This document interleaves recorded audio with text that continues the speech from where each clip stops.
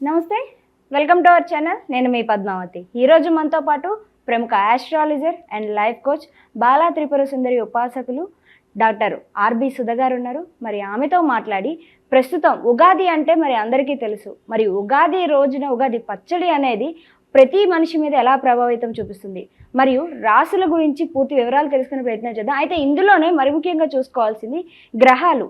ఈ ప్లానెటరీస్ అనేవి మనుషుల మీద ఎటువంటి ప్రభావితం చూపిస్తాయి. అది కన్నా ఒక రోజు ముందే మనకి షష్టగ్రహ కూటమి వస్తుంది. సో ఇది అందరికీ తెలుసు. సో షష్టగ్రహ కూటమి వల్ల వచ్చే ప్రభావితాలు ఏంటి అనేది కూడా తెలుసుకునే ప్రయత్నం చేద్దాం. అయితే మీరు కూడా వీడియోని ఎక్కడ కూడా స్కిప్ చేయకుండా పూర్తిగా చూసేయండి. నమస్కారం మ్యామ్. నమస్కారం అమ్మా. మ్యామ్, యాక్చువల్లీ ఉగాది శుభాకాంక్షలు మీకు కూడా ముందుగా. మీకు విశ్వవసు నామ సంవత్సర ఉగాది శుభాకాంక్షలు మీకు ప్రేక్షకులు.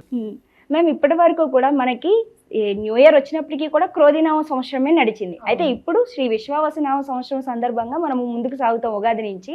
అయితే ఈ సంవత్సరం ఏ ఏ రాశుల వరకు ఎటువంటి ప్రభావితం చూపిస్తుంది, ముఖ్యంగా మాట్లాడాలంటే ప్లానెటరీస్ మన మనుషుల మీద ఎక్కడో ఉన్న గ్రహాలు మనకు అనుకూలం చూపిస్తాయని అనేది మనకి పెద్దలు చెప్తూ ఉంటారు. సో ఇవన్నీ కూడా మనకి ఎక్కడ ఏ గ్రహం ఉంది, అది ఏ ఏ రాశి మీద ఎలా ప్రభావితం చూపిస్తుంది అంటారు? తప్పక ఫస్ట్ ఎప్పుడైనా మన రాశి ఫలితాలు మాట్లాడుకున్నప్పుడు మనం గోచారం మాట్లాడుకుంటాం.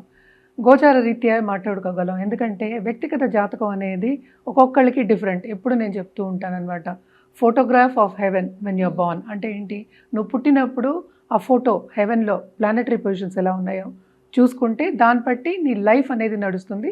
దాన్ని బట్టి మన ప్రెడిక్షన్స్ అనేవి ఇస్తాం. అలాగే గ్రహాలు అనేవి మూవ్ అవుతూ ఉంటాయి. మనం ఎక్కడ ఏంటి నిల్చునే లేదు, లైఫ్ కూడా అంతే, మూవ్ అవుతూనే ఉండాలి, ఒక చోట కూర్చోలేము. సో మూవ్ అవుతూ ఉన్నప్పుడు మనకి తెలుసు 9 ప్లానెట్స్ ఉన్నాయి, 12 మనం భావాలు అంటాం, రాసులు అంటాం. ఎప్పుడు రాశి ఫలితాలు చెప్పినప్పుడు మనం రాసులు తీసుకుంటాం అనమాట. దాన్ని మనం భావాల కింద కూడా తీసుకుంటూ ఉంటాము. మోస్ట్ ఇంపార్టెంట్ ఈ సంవత్సరం యాక్చువల్గానే ఏంటంటే మనకి ఈ ఉగాది నుంచి, అసలు ఉగాది అంటే ఏంటి, న్యూ ఇయర్ మనకి తెలుసు, కొత్త సంవత్సరం అంటే ఒక యుగం ముగించి ఇంకో యుగం స్టార్ట్ అవుతుంది అనేది ఉగాది అనేది ఒక మీనింగ్ అనమాట దానికి. బట్ మోస్ట్ ఇంపార్టెంట్ ఏంటంటే ఇవి సోలార్ ఎక్లిప్సెస్ 2 వెళ్ళిపోతున్నాయి. మనకి ఎప్పటికైనా తెలుసు మన చంద్రమానం మనం ఎక్కువ చేసుకుంటాం, ఎందుకంటే చంద్రుడిని చూసి చేసుకుంటాం ఎక్కువ సూర్యమానం కన్నా. సో ఎప్పటికైనా అమావాస్య తర్వాత మనకి ఒక మంత్ అనేది స్టార్ట్ అవుతుంది, ఒక నెల అనేది స్టార్ట్ అవుతూ ఉంటుంది. మనకి తెలిసిన ఒక విషయం, అది పాడ్యమి రోజు, శుద్ధ పాడ్యమి రోజు మనకి స్టార్ట్ అవుతూ ఉంటుంది. అది ఉగాది మనకి ఈసారి మార్చ్ 30, 2025కి మొదలవుతోంది.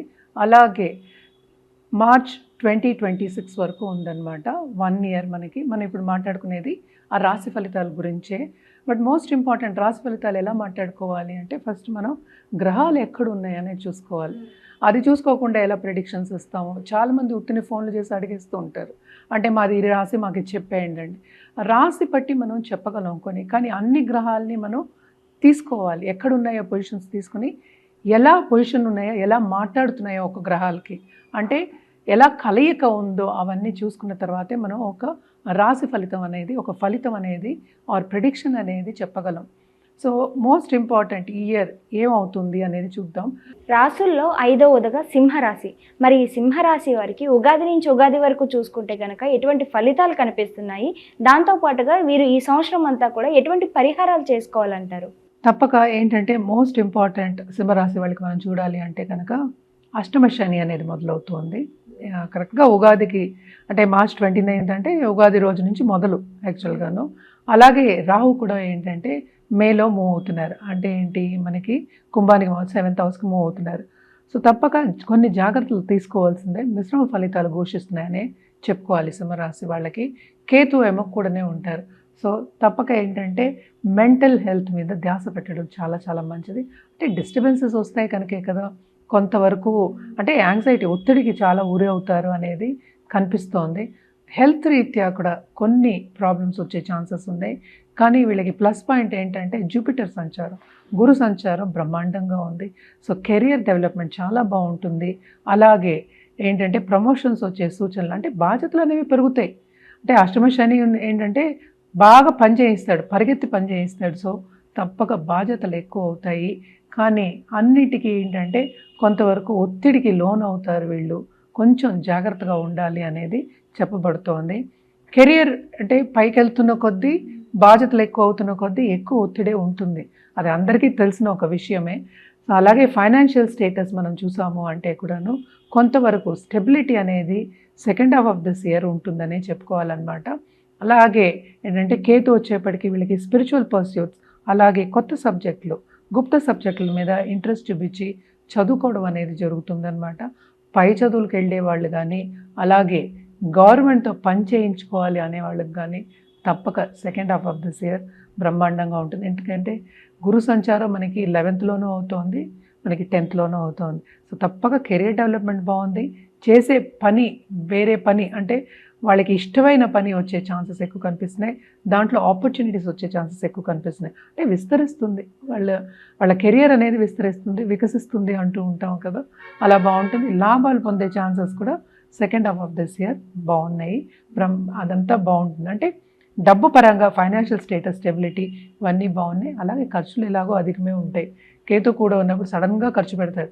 అలాగే ఏంటంటే సడన్గా డబ్బు ఇచ్చే ఛాన్సెస్, అంటే ఇప్పుడు ఎవరైనా స్టాక్ మార్కెట్లో ఉన్నా కానీ, ఫైనాన్షియల్ మార్కెట్లో ఉన్నా కానీ తప్పక వాళ్ళకి కొంతవరకు లాభాలు వచ్చే chances second half of this ఇయర్లో మనకి కనిపిస్తున్నాయి. అంటే ఎప్పటికైనా కేతు సడన్గా ఇస్తాడనమాట. ఎలా ఇస్తాడో తెలియదు.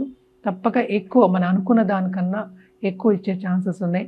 ఆ టైంలో లాటరీ టికెట్లు కూడా వాళ్ళు కొనుక్కోవచ్చు అనేది సూచన. బట్ వీళ్ళు మోస్ట్ ఇంపార్టెంట్ హెల్త్ మీద ధ్యాస పెట్టాలి. అలాగే కుటుంబ పరంగా ఎస్పెషలీ దాంపత్య జీవితంలో లైఫ్ పార్ట్నర్ దగ్గర కొన్ని ఇష్యూస్ వచ్చే ఛాన్సెస్ ఉన్నాయి. జాగ్రత్తగా మసులుకోవాలి. ఎక్కువ ఈగో క్లాషెస్ వద్దు, కోపతాపాలకు ఎక్కువ వెళ్ళదు.